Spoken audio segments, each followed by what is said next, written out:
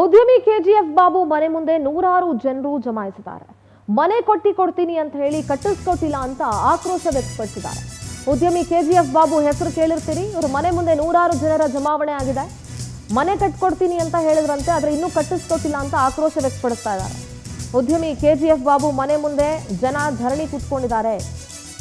KGF Babu ವಿರುದ್ಧ ಹಣ ಕೊಟ್ಟಿರುವ ಜನರಿಂದ ಆಕ್ರೋಶ ವ್ಯಕ್ತವಾಗ್ತಾರೆ. ಮನೆ ಕಟ್ಟಿಸ್ಕೊಡಿ, ಇಲ್ಲಾಂದ್ರೆ ದುಡ್ಡು ವಾಪಸ್ ಕೊಡಿ ಅಂತ ಕಿಡಿಕಾರ್ತಾರೆ.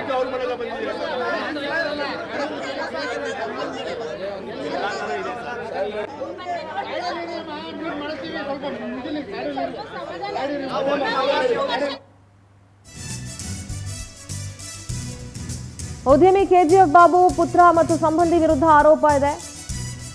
ತನ್ನ ಪುತ್ರ ಮತ್ತು ಸಂಬಂಧಿ ಗುಲಾಂ ಮುಸ್ತಫಾ ವಿರುದ್ಧ ಕಿಡಿಕಾರಿದ್ದಾರೆ. ಜಿಎಂ ಇನ್ಫಿನಿಟಿ ಹೆಸರಲ್ಲಿ ಮೋಸ ಮಾಡಿದ್ದಾಗಿ ಕೆಜಿಎಫ್ ಬಾಬು ಹೇಳಿಕೆ ಕೊಟ್ಟಿದ್ದಾರೆ.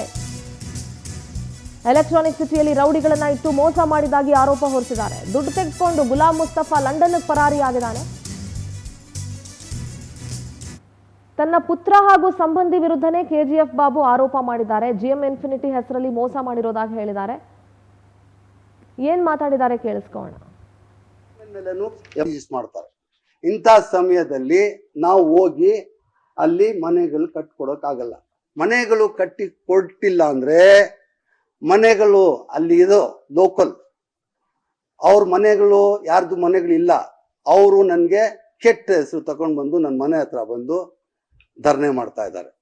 ಕೆಳಗಡೆ ನಾನು ಮಾಡಿಕೊಟ್ರೆ ಇನ್ನೂ 4 ಕೇಸು ಕಾನೂನು ವಿರೋಧ ಆಗಿರುತ್ತೆ. ಯಾಕಂದ್ರೆ ಅದ್ರ ಮೇಲೆ ಆಲ್ರೆಡಿ ಕೇಸ್ ಇದೆ.